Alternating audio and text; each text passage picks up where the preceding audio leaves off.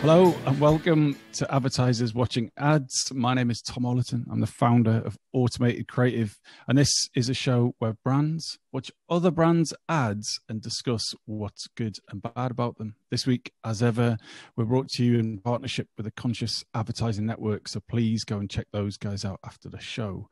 But first, let's meet this week's guests. Hi, I'm Katie. I'm the head of branding campaigns at heycar. Hi, I'm Dario Salvelli, digital marketing manager at FIFA. Hi, and I'm Neil. I'm a senior digital marketing manager at Sky Betting and Gaming. This week, we are going to be looking at a static ad. It was a Facebook post that was shared by Her Majesty's government. Katie, what was your initial reaction when you saw this ad? So I saw the ad not as an ad for the first time. I saw it having been shared and heavily criticised. I was actually on Twitter that I saw it for the kind of fairly obvious sexism that's kind of displayed in the images.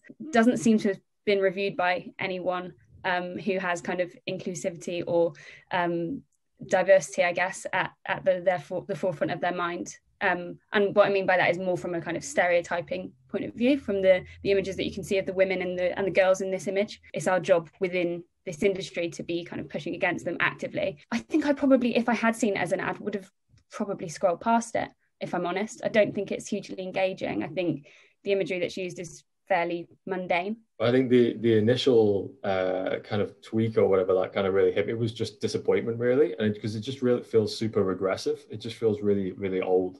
Like the view of women in this ad is just so negatively portrayed, and the way that the man is the only one kind of sat on the couch and the women kind of like raising the children and doing the cleaning and cooking and stuff like that, and it's just so archaic. It reminds me of the same kind of, let's say, stereotypes that the Italian contact tracing hub, the name is Imoni, they had this kind of similar graphics. Basically, two different windows. One woman was with a baby, and in parallel, there were another window with the man working on his PC. So it's not communicating what, I guess, NHS is doing with the other content. If you have a look at what they're doing on the YouTube channel, I just watched it yesterday, a brilliant video and very emotional, but also, communicating the right thing to stay home and save lives. The number of COVID patients is definitely going up. It's heartbreaking. The patients this time are definitely sicker. This is a real life situation. This is serious. We are seeing every day patients dying right in front of us. I don't think that any of us realised just how challenging this wave was going to be.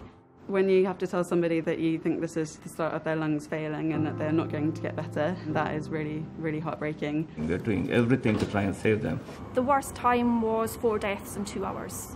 It's atrocious, the worst any of us have ever seen. 12 days I've been here. My breath is still not coming back. It's a very dangerous disease. The staff here have been really quite amazing. They work long, long hours, but they just keep going. I don't know where they find their energy from. 24/7 care has just been out of this world, and we owe our NHS more than we can ever imagine. If we don't do what we need to do, it's going to be here for a long time. For those people who think this is not a serious illness, they need to take a good look. This is as scary as it gets. My mum was one of the disbelievers, and she's on the next floor up from here. It's really terrible. I'm 38. I miss my family. I really do understand that people are frustrated, and we've just got to keep going a little bit longer and follow the rules. It's just really hurting people this time. It's very hard for everybody. I saw so many people die here. It's heartbroken.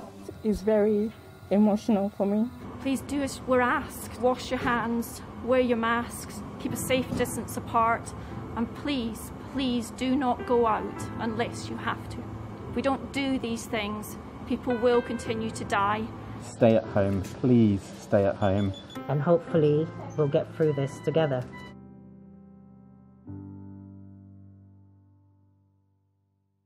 So how is an ad like this possible?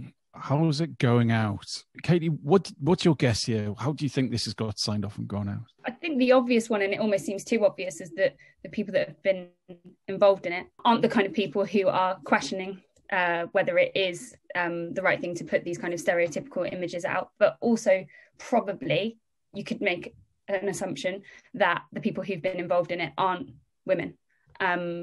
that's a fairly obvious one to make, and maybe that's not the case, but I highly doubt a lot of the women that I've worked with in the past and currently work with, who are brilliant and are pushing against all of these kind of stereotypes, would look at this and go, yeah, that's cool, let's send it, let's put that live. What would you suggest that agencies do to make sure this kind of thing doesn't happen? Or is it a client responsibility as well? Yeah, I mean, it's usually both. For sure, it's a client responsibility, because you need to take, care of your communication, every detail, because especially if you are, let's say an institution, but to be honest, even if you are a brand, you have a kind of responsibility in the society and in the way in which you are communicating and taking care of every individual in a society. It's something that is really important. You can use creative for sure, but you can also use data. The approval process of this kind of stuff during this moment that is very crucial is something that you really need to control. So Neil, do you think there's a industry-wide process that we all need to sign up to and adopt, or is it company by company approach that needs to be taken on board? I think there probably needs to be some kind of like wholesale agreement that the industry kind of can at least kind of buy into, and then there's that kind of almost, I suppose, ever-present kind of campaign, ever-present like cultural and kind of social representation within that kind of campaign planning process and then the creative process as well, so that things like this just don't really get missed. Apart from the obvious sexism that should be removed, and not just from the ad but from the process creating any ads, what would have made this ad better? One of the things that we can do to prevent it is by having a diverse team who are working on this stuff. The actual imagery itself, if you compare this to the other campaign that the government or the NHS, I'm not sure which it's from at the moment, or maybe combined, have out at the moment around which features kind of real people, their images, really emotive images of people on ventilators or with oxygen masks on, saying, look into her eyes, look into his eyes, and tell them you didn't bend the rules, essentially, is the kind of premise of the campaign. That's multi-channel at the moment, and that is worlds apart from this in terms of how emotive it is, how much it grabs your attention, how it really, really hits you where it needs to make people act. Real images, real people versus kind of illustrations like this where you can't really relate to the person because there's not really many features there. You can't see them properly as people.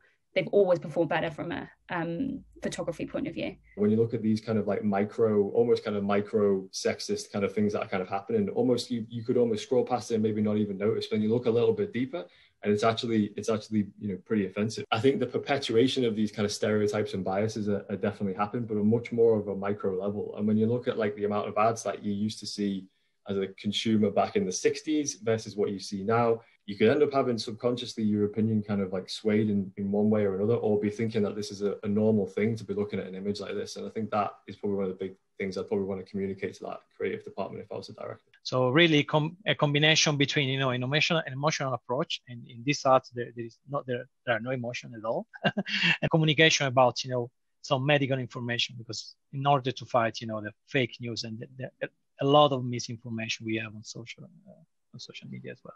So we're coming towards the end of the show and we need to wrap it up. So Neil, could you tell the audience what brands should be learning from this ad and from this discussion? Just ensuring there's education throughout the organization, not just kind of like as a box tick, but making sure you really kind of dig into that and make sure that people are taking it seriously. Continue to challenge those stereotypes, don't shy away and be part of the conversation. Yeah, for sure, taking care of the creative process, and with the agencies and even with the media one, having the